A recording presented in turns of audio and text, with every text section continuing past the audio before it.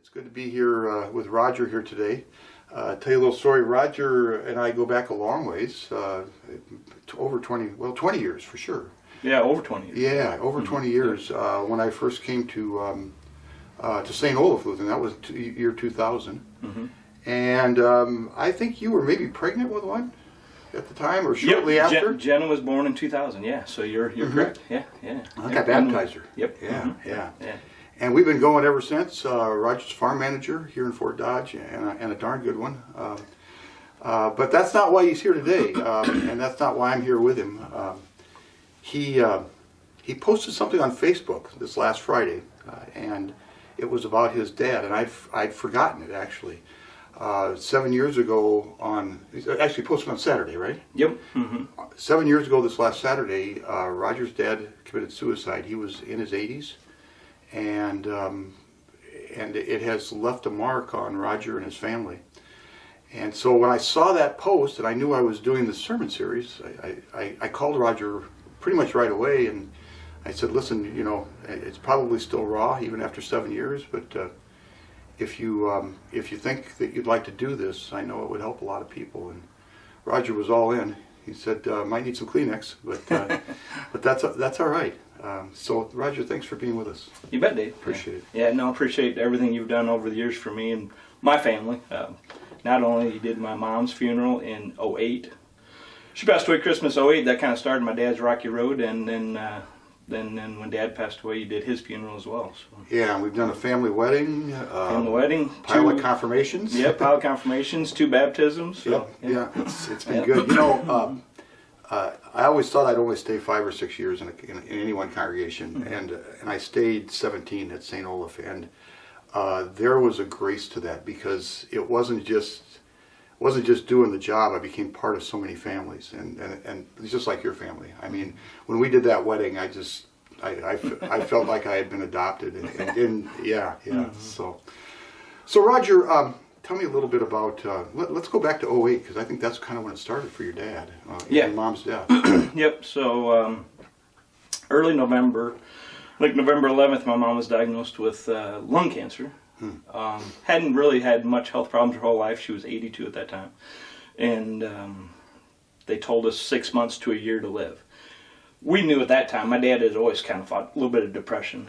Knew at that time it was going to be really hard on my dad, so I have 10 siblings. 9 of us are active in the family at that time, and we kind of had a family meeting and said we weren't really going to tell Dad the prognosis. Going to go through the process, see what happens. So, long story short, Mom passed away Christmas morning, 6 weeks later, after a diagnosis. So it was very fast.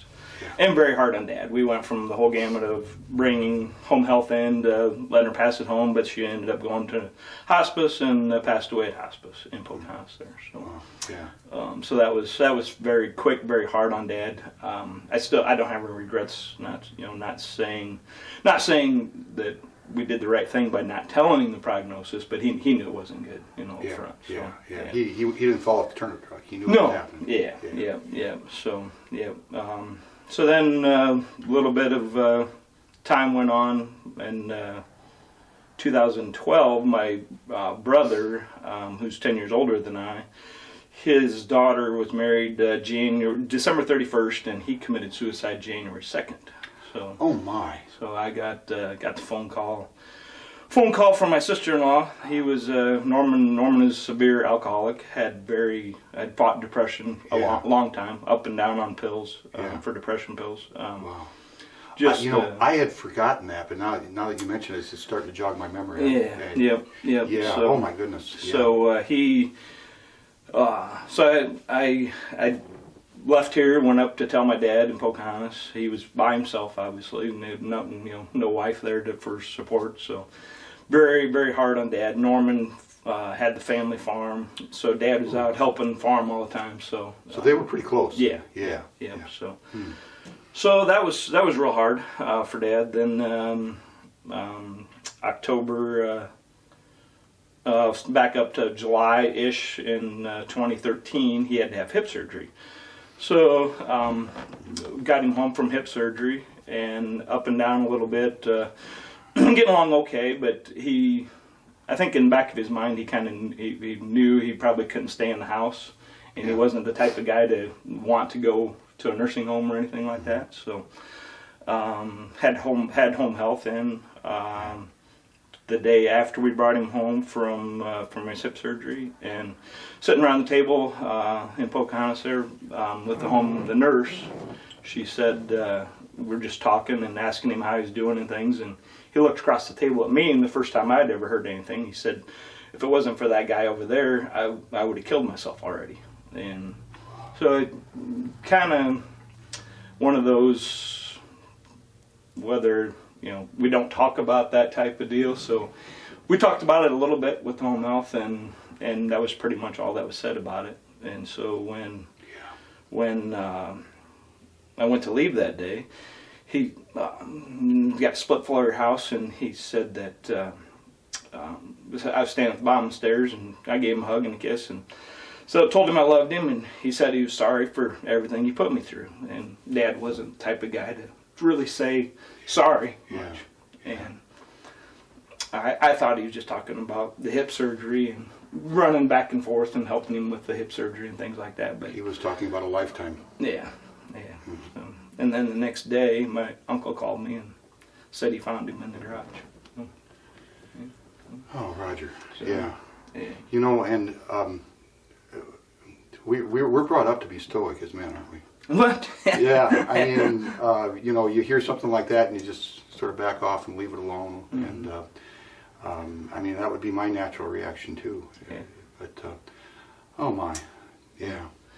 Yeah, it's. I mean, and as time goes on, it's the more, I guess, some healing it takes place. But at the end, I keep telling people he did it his way.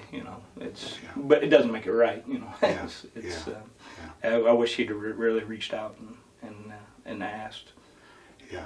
Yeah. Well, and yeah, you do wish that, but at the same time, he had a plan. I mean, it was very clear. At 86, I think he was at that time, and mentally okay. Mentally, as far as all his wits about him and everything. Yeah. Roger, you mentioned that last conversation you had with him, and I mean, it's 7 years later. It still hangs with you. How do you feel about it? I guess again, as time goes on, it's easier to say. It doesn't make it better. I find peace when I say that somewhat. Yeah. So we had the funeral. I remember that, and by the way, I wasn't pastor at Pocahontas, but I did both funerals.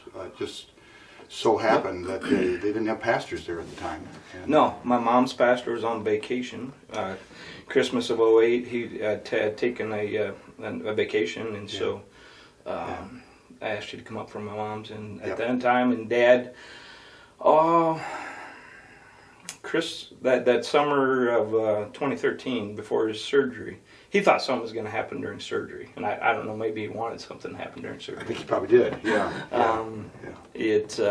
asked me. He said when I pass away, he said I don't want to be buried in church. He goes, I'm a faithful person, I believe, but I.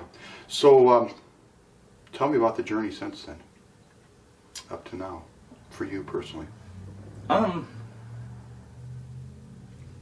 I don't, when I go back home, I call Pocahontas home. I grew up there. Sure. 40 miles away, and I still help my nephew farm, so I go home. I go home a lot, during the spring and the fall. And when I go there, I go to the house. I'm not a cemetery person. Okay. Until last week. The last week, yeah. You went out to have a beer with him, I think. Yep. Yeah. Had a beer at the cemetery. So. That was, it felt like a relief there. I kind of wish I probably, and I will from now on, go more to the cemetery. Yeah.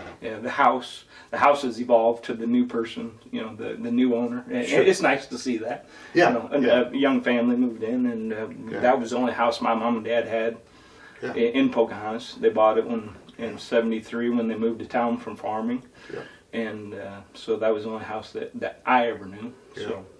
Well, and I do the same thing. I was in Sioux City last week, and I drove by Grams's place and the home place, and the old stomping grounds, because it's it's just rich with who you are. And I will tell you, probably that's a transition, that you went out there to the cemetery and had a beer with him. That was like saying, next step here. I'm guessing that's what happened, Roger. Yeah. When I saw your Facebook post, I saw some suicide prevention and suicide awareness links that you put in there. That's become a passion for you, it sounds like. A little bit, it's always been a subject people don't talk about. Yeah. I think people need to talk about it. People should talk about it. Those who have been affected personally. It'd be nice. It's comforting to know there's other people hurting. In the same sense. People have loved ones pass away from different things, but when that happens that fast, it's a different deal. It is. It's very different. Yeah. So, Roger, one other question, and this is really an important question. You've always been a solid man of faith. We've had those conversations. How has that gotten you through on this?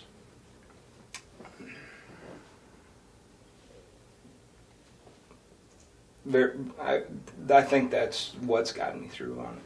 When I go to church, I have a release of just everything. When I sit in church, it's not just it's just not that I have to go; it's I want to go. It's the comforting. You were very comforting at the time, and I appreciate that. Yeah.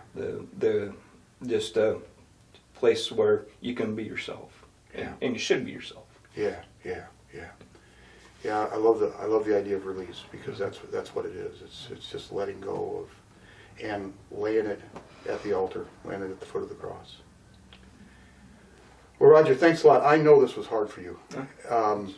I also know that there are going to be people in my congregation, and really, literally, people around the world, because we have people that watch from all over, and they're going to be deeply interested in this, because they've either experienced it themselves, or they know someone who's experienced it, and this is going to make a difference.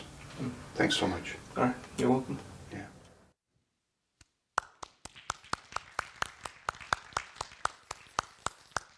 Roger, Casey, again, thank you for being here, and Roger, thanks for opening up.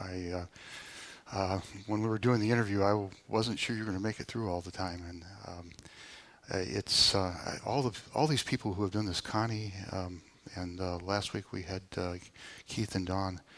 It's just heroic to stand and to do something like this and share some very deep and personal things, and all of them to a person, because they not just want to share their story, but they want to be of help to someone else who is possibly going through the same things.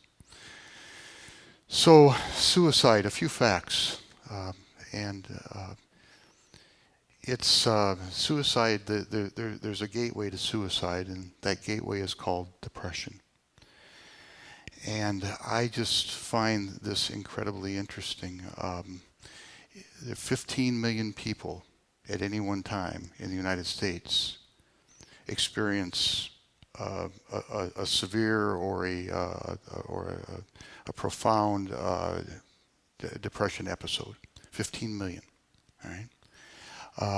And that's before COVID. Okay? After COVID, you can triple that, which means that there's about, I think I counted before I got here, about 36, 37 people here. That means that 36 people here, 14 of you are experiencing some kind of depression episode right now. Got that? I think it's important. This is during COVID. I've told you this before. I've talked to some people in the medical community here since COVID started. You ready for this one? The most prescribed medication is something called Zoloft. It's an antidepressant. It's more prescribed right now than penicillin. Your kid gets an earache, they give you penicillin, right? more prescribed. 40,000 people commit suicide every single year. And that's before COVID. I don't have any fresh figures on what's happened afterwards. My friends, depression is all over the place. And suicide is very real.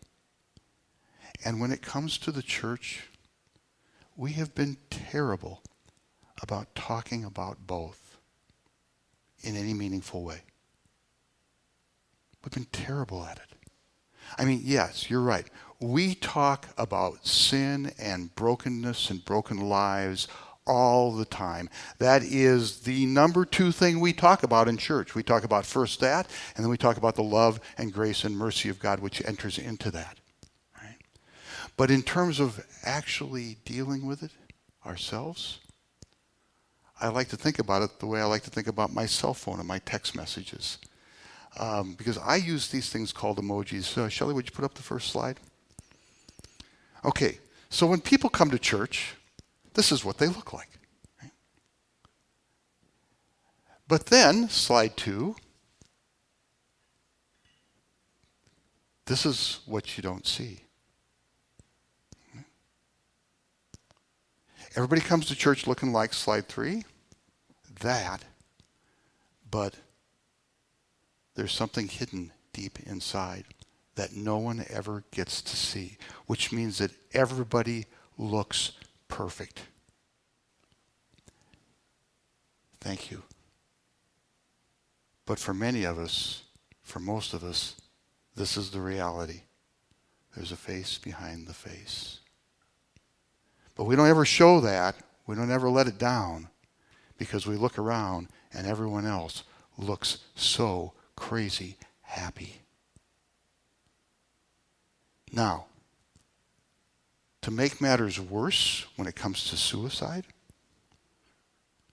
I know when I was in Sunday school, I was taught that suicide was an unforgivable sin.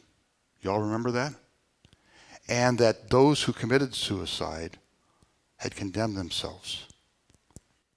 That the Bible said those things. I can show you cemeteries right here in central Iowa where people are buried outside of the fence because they committed suicide. I can show you graves where people are facing the west rather than the east. So that way, when Jesus comes again, and he comes down in the east, those who commit suicide will rise up, and they will not be facing them. Their backs will be turned. That's what the church has done with suicide. And you know, there's one big problem with that. Because nowhere, get this, nowhere in the Bible does it say that suicide is an unforgivable sin. Got that?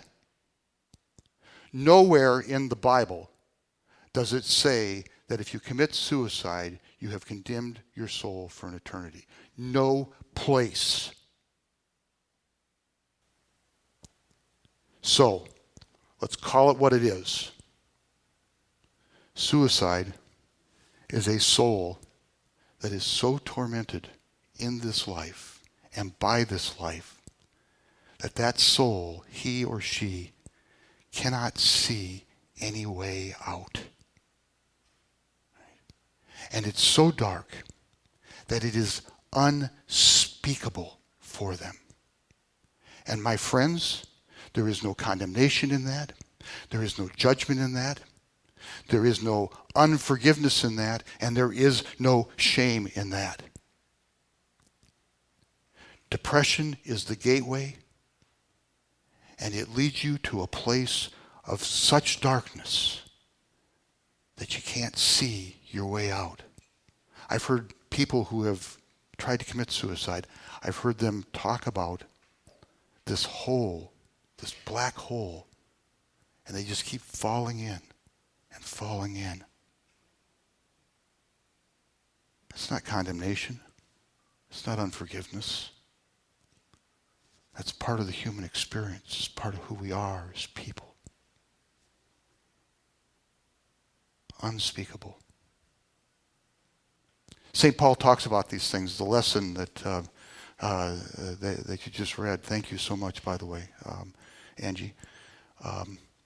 St. Paul knows a little something about that kind of darkness. I don't see anything about suicide with St. Paul, but that kind of darkness, that kind of unspeakableness, because he writes in Romans chapter 8, he talks about the Spirit of God, who, because we can't even talk about it, it's so deep and it's so deep down into our souls, it's so embedded that we can't even find the words for it. And so the Spirit prays for us in our weakness with, you get this, with sighs too deep for words.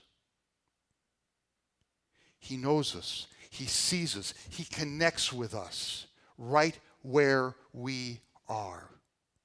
And it doesn't matter how deep in that hole you are. It doesn't matter how dark it is for you. He is there. The Spirit is there. There's more. Later on in that same chapter, we are told that God has seen you from the very beginning. That he has predestined you to be one of his own. So much so that he sends his Son to die for you, so that no matter what it is that you think separates you from God, it has been erased.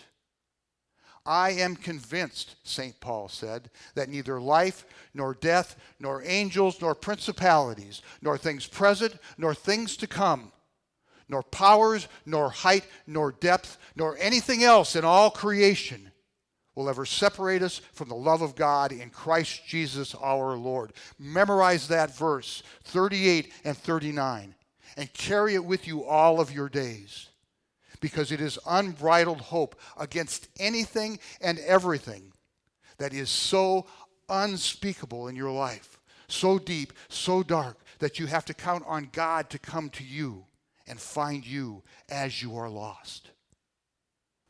That's what we're dealing with. My friends, that's also the church. The church is not a bunch of perfect people with smiles on their faces all the time. We come in here, we look like that, to be sure. But it's really what's behind the mask. That's the church. And you know, wouldn't it be nice to understand that the person who's 2 pews back, or the person that's 3 pews over, would be nice to know that that person is experiencing exactly the same thing you're experiencing? But you'd never know it, because to look at them, they've got a smile on their face. They've got those happy emojis going for everyone to see. But it's true. They're there. And what's more is, they look around and they keep that happy face because they see everyone else, including you, with a smile on your face, with a happy emoji going. That's the church. It's not what's up here. It's what's behind the mask. That's what matters. So, and I'm going to keep this brief today because it's a very intense subject. If you have experienced a loss like that, a loss of any kind, this is the place for you. As Roger said, this is the place of release. I absolutely love that. Because you know what? When you come here and you bring your sin, and I'm not just talking about the things you do, but I'm talking about everything else. I'm talking about the way you feel. I'm talking about your losses, your griefs. Those are all part of sin. When you bring it here, you let it go. You give it away. You release it. And in that release, there is peace. This is your place, no matter what the rest of the world around you looks like. And if you have or are experiencing depression right now, remember that right now in this very room, there are 13 others. Got that? 13 others who are going through exactly the same thing.